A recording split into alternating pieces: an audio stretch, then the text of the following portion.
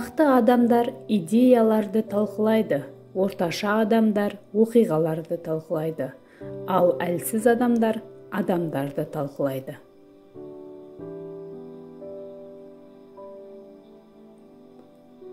Әбден тапталған жолмен жүрген кісі жасампаздықты ұмытады.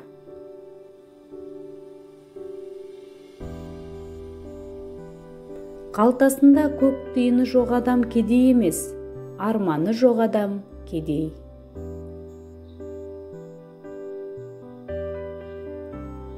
Жаныңды емдемей тұрып, тәнімді емдеймін деме. Адамның жаны қандай күйде болса, адамның өмірінің игілігі соған байланысты.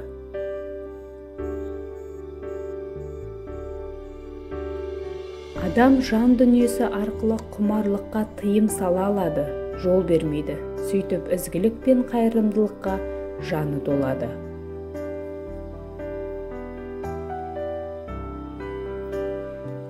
Надандық пен жалған сенімге бару күнә, бірақ адамның білместігі мен түсінбестігі үшін күнәлаудың қажеті жоқ. Сынақсыз өмір емес. Даналықтың шыңы жақсылық пен жамандықты ажырата алу. Ұнамайтын адамнан ешкім ештеңе үйрене алмайды. Адам қандай болса, тілі сондай. Егер сізге үнсіздікпен жауап берсе, бұл жауап бермегенді білдірмейді. Адамдар қалай дұрыс екенін біле тұра, көп рет дұрыс емес әрекет жасайды. Ең жақсы неке әйел соқыр, күйеу керең болса.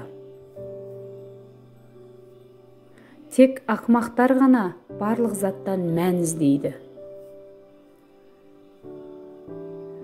Денсаулық ең маңызды нәрсе емес, бірақ денсаулықсыз бәрі ештеңе емес.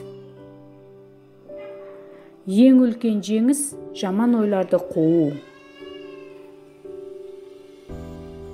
Табиғатымыз бойынша біз екі көз, екі құлақ, бірақ тілмен жаралдық. Оның себебі көбірек көріп, естіп, аз сөйлеу үшін.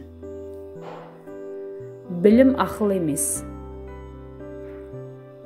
Маскүнемдік кемшіліктерді тудырмайды, бірақ оларды анықтап береді. Бақыт әдептілікті өзгертпейді, тек оны ерекшелеп көрсетіп тұрады. Әлемді орнынан қозғағысы келетін адам бірінші өзін қозғасын. Ақиқатқа толы жалғыз даналық шындығында біздің еш нәрсе білмеуімізді ұғыну. Сыртқа қалай болып көрінгің келсе, шынында солай болуға талпыну керек. Егер сен ізденімпаз болсаң, көпті білетін боласың.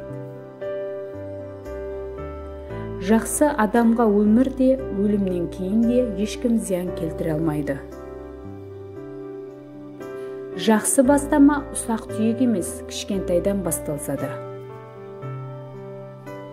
Ер адамның өшпенділігіне қарағанда әйелдің махаббатынан қорқу керек, себебі ол нағыз у. Күннің бір күнінде кемшілігі бар, ол өзін көре алмайды. Даналық аспан мен жердің патшасы. Еш нәрсе істемегенше жақсысы мақсатсыз жұмыс істеу.